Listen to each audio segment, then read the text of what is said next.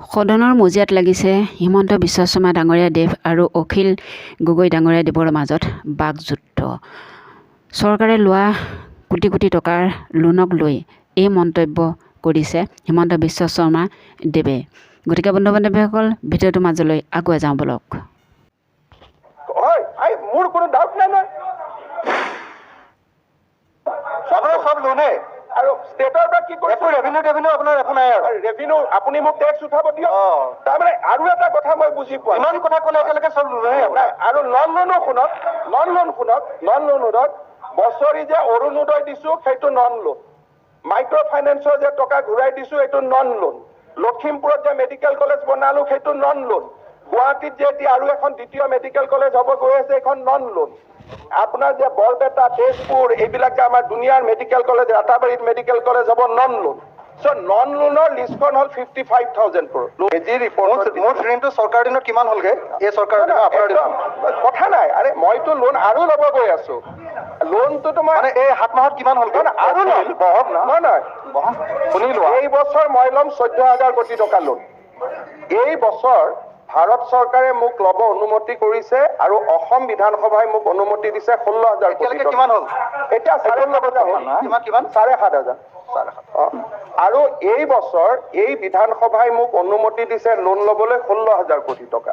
মই এই বছৰ লোন ল'ম 14,000 কোটি টকা আৰু 2,500 কোটি টকা মই ঘূৰাই দিম আৰু মই গৌৰৱেৰে সৈতে ল'ম, এই কোনো প্ৰব্লেম নাই, with lot of courage and conviction. আৰু অহা বছৰ মই ল'ম 18,000 কোটি টকা, তাৰ পিছৰ বছৰ মই ল'ম 22,000 কোটি টকা লোন। কাৰণটো কি? I will grow' GDP in that way. আজি যিসকলে ইয়াতে ইকনমিক্সৰ ওপৰত ইণ্ডিয়াৰ ৰিজাৰ্ভ গোটেই চিষ্টেমটোৰ ওপৰত ষ্টাডি কৰা নাই তেওঁলোকে এই কথাটো কৈ আছে।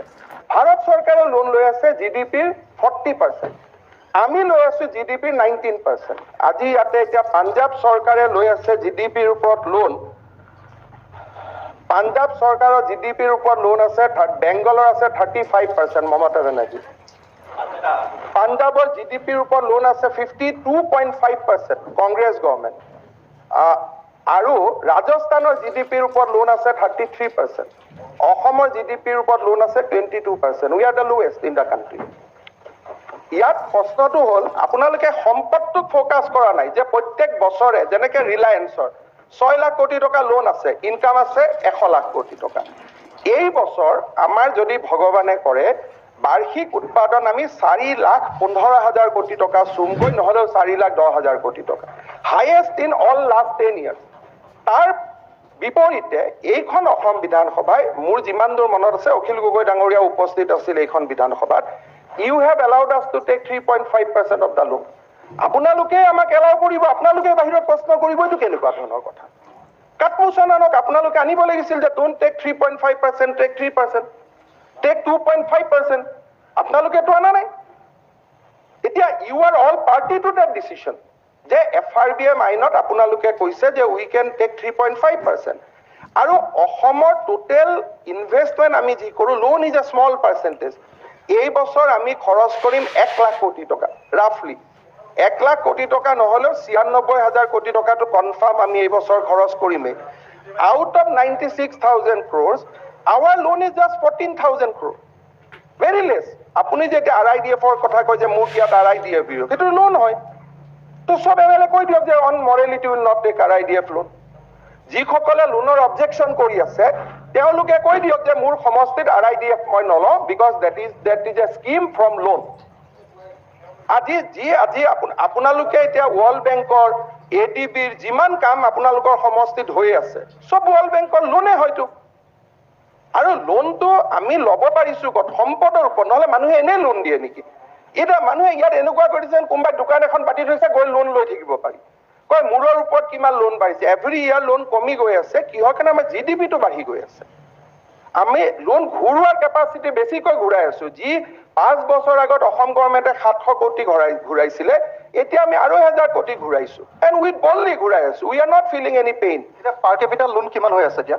পাৰ কেপিটেল লোনটো কমি গৈ আছে, কাৰণ পাৰ কেপিটাটো বাঢ়ি গৈ আছে। আজিৰ দিনটোত কিমান? মই একজেক্টলি মই কুইজ কৰিব বুলিতো অহা নাই, কিন্তু মই এইটো কথাই কৈছো যে Assam government is comfortable in taking the loan. AG ৰিপৰ্টত আহিছে এইবাৰ যে টেক্স জিডিপি ৰেচিঅ' অসমত ষ্টেবল আৰু মইতো বিচাৰিছোঁ যে কেপিটেল প্ৰজেক্টৰ কাৰণে আমি আৰু লোন ল'ব লাগে যাতে অসমে বাকী ৰাজ্যৰ লগত ফেৰ মাৰিব পাৰে, নট ফৰ ৰেভিনিউ এক্সপেণ্ডিচাৰ। যদি কেপিটেল এক্সপেণ্ডিচাৰৰ কাৰণে মোৰ টাৰ্গেট হ'ল অসমৰ প্ৰত্যেকখন জিলাত এখন মেডিকেল কলেজ হ'ব লাগে, এতিয়া আপোনালোকে যদি মোক কেপিটেল প্ৰজেক্টৰ কাৰণে লোন ল'ব নিদিয়ে মই ক'ৰ পৰা পাম? আজি সমষ্টিত কৈছে আপুনি না মোৰ ওচৰত লিষ্ট লৈ আহিছে যে ইমানখিনি শিৱসাগৰত ৰাস্তা বনাব লাগে, সকলোৰে আছে। যদি মই কেপিটেল প্ৰজেক্টৰ কাৰণে লোন লওঁ, it is a deliberate conspiracy to derail Assam development. তাতে পাঞ্জাবে লোন লৈ আগুৱাব, বেংগলে লোন লৈ আগুৱাব, মেঘালয়ে লোন লৈ আগুৱাব, অৰুণাচলে আগুৱাব আৰু অসম দুখীয়া দেশ হৈ থাকিব। যিমানে মোৰ কেপিটেলত ইনভেষ্টমেণ্ট হ'ব অসম ধনী দেশ হ'ব। কোভিডৰ পিৰিয়ডত 12% জিডিপি গ্ৰোথ কি মামুলি কথা নেকি? 12.5% জিডিপি গ্ৰোথ উইল ৰেকৰ্ড। গতিকে যিসকলে এই বিষয়টোৰ ওপৰত পাতিব খোজে, জানিব খোজে, 3টা থাম ৰুল বুজি ল'ব লাগিব। অসম গভৰ্ণমেণ্টে লোন ল'ব নোৱাৰে without permission of the Assam assembly, number 1। Assam গভৰ্ণমেণ্টে লোন ল'ব নোৱাৰে without permission of government of India. Assam গভৰ্ণমেণ্টে লোন ল'ব নোৱাৰে উইদাউট পাৰ্মিশ্যন অফ RBI। 3টা ক্ৰাইটেৰিয়া ফুলফিল কৰাৰ পিছত আমি লোন ল'ম আৰু লোন ঘূৰাই দিয়াত এদিনৰ কাৰণেও যদি আমি ডিফল্ট কৰোঁ আমাক লোন নিদিয়ে। চ' আমি চব আমাৰ অব্লিগেশ্যন মিট আপ কৰি আছোঁ আৰু আমাৰ প্ৰত্যেক বছৰে we are A growing economy today. আৰু এতিয়া যদি কোনোবাই কয় যে অসম আৰু এবাৰ দুখীয়া হৈ যাওক, 70 বছৰত 3খন মেডিকেল কলেজ হৈছিল, কৰিব পৰা নাছিল because of this conservative attitude. So we have changed the government policy. People has voted us for that. যে তোমালোকে কাম কৰা কেপিটেল প্ৰজেক্ট আজি অসম মালা মই ক'ৰ পৰা আনিম? এতিয়া আমি 2টা স্কিম লৈছোঁ যে ধুবুৰীৰ পৰা চিলাপথাৰলৈকে আমি যদি এটা স্পেচিয়েল ইকনমিক কৰিডৰ বনাওঁ, ৰাস্তা বনাওঁ, গোহাঁই কমল আলিটোক লৈ 2 ঘণ্টা সময় আমি চিলাপথাৰত গৈ কম কৰি সময় যাব পাৰিম। ধুবুৰীৰ পৰা যদি আমি চিলাপথাৰলৈকে ডাইৰেক্ট গোহাঁই কমল আলিটো বনাওঁ তেতিয়াহ'লে travel time will be reduce by 2.5 hours। তাৰ কাৰণে যদি মোক 10,000 কোটি টকা লোন ল'ব লাগে মই কিয় নল'ম? যোগী আদিত্যনাথে 55,000 কোটি টকা লোন লৈছে, মমতা বেনাৰ্জীয়ে লৈছে, কেৰালাই লৈছে। আটাইতকৈ লেফটি চৰকাৰ কেৰালা আছে ইণ্ডিয়াত, আটাইতকৈ লোন বেছি লয় কেৰালা গভৰ্ণমেণ্টে। আজি মইতো নাজানো কি ধৰণে CPMৰ বিধায়কে ইয়াতে লোনৰ অপ'জ কৰি আছে। পলিট ব্যুৰোৰ মেক্সিমাম মেম্বাৰ CPM পলিট ব্যুৰোৰ মেক্সিমাম মেম্বাৰ আছে কেৰালা গভৰ্ণমেণ্টত। আৰু কেৰালাৰ ফাইনেন্স মিনিষ্টাৰে মোক ৰিকুৱেষ্ট কৰিছে যে ব্ৰাদাৰ লোনৰটো 3.5ৰ জেগাত 4.5% কৰিব লাগে বুলি ক'ব লাগে, বিকজ উই ৱান্ট টু গ্ৰ'। কেৰালাৰ টোটেল GDPৰ 65% লোন আছে against 22% of Assam, but Kerala is a model state. মই কেৰালাক আমি অনুকৰণ কৰোঁ, হয় মোৰ কোনো ডাউট নাই নহয়। এক মিনিট ভাই, আমাৰ MLA খিনি মনে মনে থাককচোন। কেৰালা অনুকৰণীয় ৰাজ্য, ইয়াত কোনো দ্বিমত নাই।